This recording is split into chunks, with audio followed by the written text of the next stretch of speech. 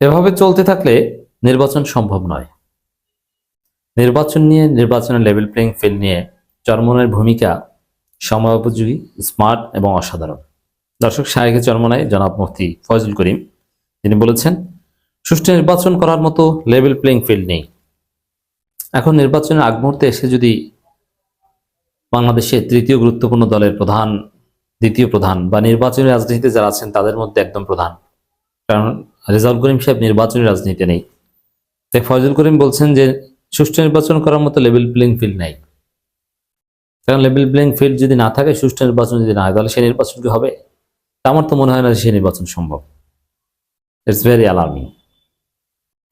দেখেন, জনাব মুফতি ফয়জুল করিমের বিরুদ্ধে আমাদের অনেক সমালোচনা আছে এবং থাকবে। এটা জামাতেরও অনেকের বিরুদ্ধে আমাদের সমালোচনা আছে এবং থাকবে। কিন্তু জাতীয় রাজনীতিতে ফয়জুল করিম সাহেব ভেরি ইম্পর্টেন্ট পার্সোনালিটি। তার বক্তব্যের তাৎপর্য রয়েছে। তিনি বিড়ালের গলায় ঘন্টা বাঁধতে পারেন এবং বেঁধেছেন। যেমন তারেক রহমান চান্দাবাজ 10% বা এই যে বিষয়গুলো, এগুলো রাজনৈতিক দলের পক্ষ থেকে ইনিশিয়েট করেছেন শায়েখে চরমোনাই।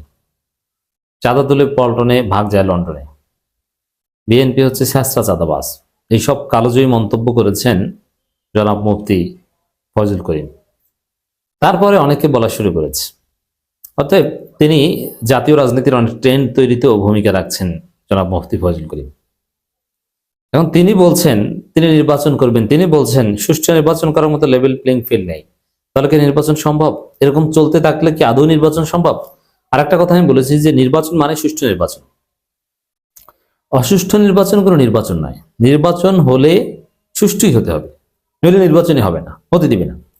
যখন জামাত, এনসিপি, চরমোনাই দেখবে যে তাদের চোখের সামনে ভোট চুরি করে নিয়ে যাবে বিএনপি, তারা আঙ্গুল চুষবে।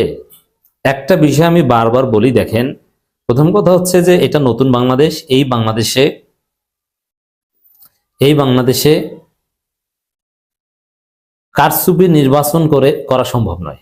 আর করতে পারলেও নির্বাচন কোন রকম হয়ে গেলে ওইটি নির্বাচন, আর এর মাধ্যমেই যাদেরকে জিতিয়ে দেওয়া হয়েছে বা কারচুপি করে জিতেছে তারাই সরকার গঠন করবে, এটা আপনি মনে করেন কেন?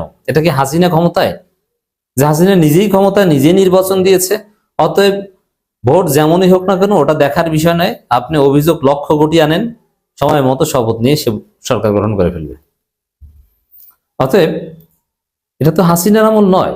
আপনি কেন মনে করছেন সাপোজ লেভেল প্লেইং ফিল্ড নিশ্চিত করা গেল না, ভোটের দিন সকাল থেকে বিএনপি কেন্দ্র দখল করে ভোট চুরি করা শুরু করলো, তাকিয়ে তারা জিতে গেল।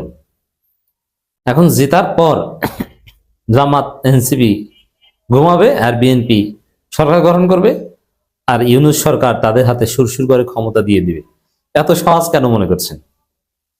না, চিত্র এটা না। চিত্র হচ্ছে শায়েখে চরমোনাই যেটা বলছেন এইটাই, যে সুষ্ঠু নির্বাচন করার মতো লেভেল প্লেইং ফিল্ড নাই। মানে লেভেল প্লেইং ফিল্ড নিশ্চিত না হলে নির্বাচন হবে না। আর বাইচান্স যদি নির্বাচন হয়ে যায়, নির্বাচন যদি অনিয়ম থাকে, ওই নির্বাচন বাতিল করাতে বাধ্য করবে এনসিপি, চরমোনাই, জামাত। নির্বাচন সুষ্ঠু না হলে সেই নির্বাচন বাতিল করার দাবি জামাতের আগে থেকেই আছে, এবং বাতিল করাতে যা করা লাগে সেই প্রস্তুতি জামাতের থাকবে, এনসিপির থাকবে, চরমোনাই বা ইসলামী আন্দোলন বাংলাদেশে আছে এবং থাকবে।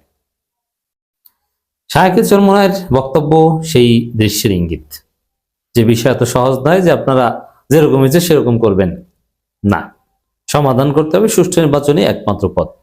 অসুষ্ঠু নির্বাচন করে, কারচুপি করে যদি বিষয়টা দেখেন, বিএনপির লোকজন যেটা ভাবছেন যে কোন রকম ভোট কেন্দ্র দখল করে সিল মারতে পারলেই হলো, না, এটা মনে করার কোনো কারণ নেই। এতে লাভ নেই। কেন লাভ নেই? সহজ হিসাব দেখেন।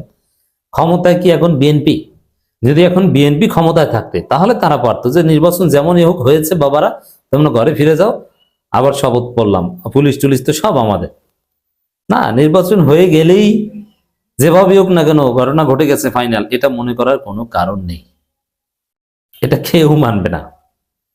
আপনাকে নির্বাচন সুষ্ঠুই করতে হবে, আর নির্বাচন সুষ্ঠু না হলে সেটা বাতিল করতে হবে।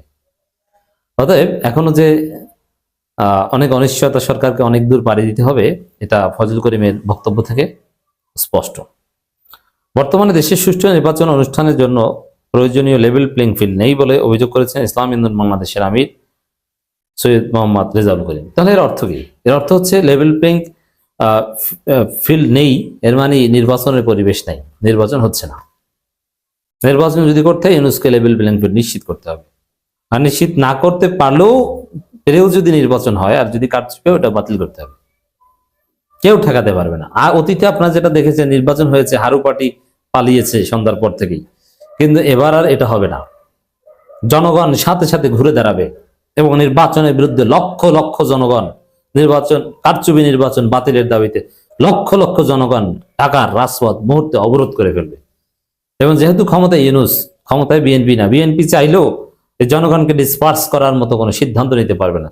ইউনূস ক্ষমতায়, ইউনূসকে বাধ্য করা যে এনসিপি জামাত চরমনের পক্ষে কতটা সহজ এটা আপনারা জানেন। অতএব যেহেতু চাবিকাঠি ইউনূসের হাতে, কোনো কারচুপি নির্বাচন দিয়ে কারো কোনো খায়েশ পূরণ হবে না। চাবিকাঠি যদি বিএনপির হাতে থাকতো তাহলে কথা একটা ছিল। ফয়জুল করিমের বক্তব্যের তাৎপর্য এটাই আমরা মনে করি। তিনি বলেন নির্বাচনের জন্য লেভেল প্লেইং ফিল্ড জরুরি।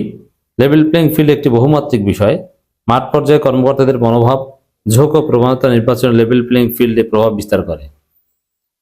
মাঠ পর্যায়ে তো জামাত জোয়ার, কিন্তু সে জামাত জোয়ারে কি নির্বাচন কমিশন ও জামাত জোয়ারে ভেসে যাচ্ছে না? নির্বাচন কমিশনের আচার আচরণ বিএনপিকে জিতিয়ে দেওয়ার মতো। তারা মনে করছে জামাত ক্ষমতা আসবে, কিন্তু জোয়ার হচ্ছে তারা মনে করছে বিএনপি ক্ষমতা আসবে, নির্বাচন কমিশনের অফিসাররা, প্রশাসনের লোকজন। কিন্তু জনতার জোয়ার বলে যে ক্ষমতা আসবে জামাত।